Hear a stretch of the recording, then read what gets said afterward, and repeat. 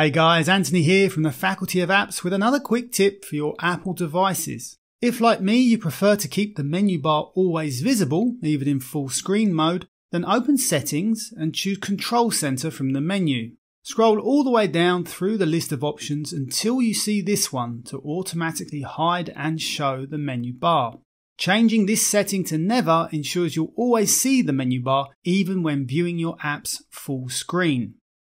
If you would like to keep both the menu bar and the dock, then I suggest either double clicking on the app's title bar, like so, or holding down the Option key and clicking the green button in the top left corner of the app. This will expand the window to fit the full size of your screen.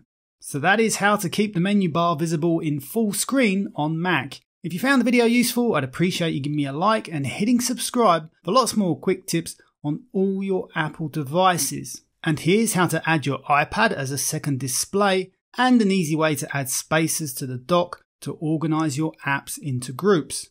Until next time, my name is Anthony. Thank you very much for watching.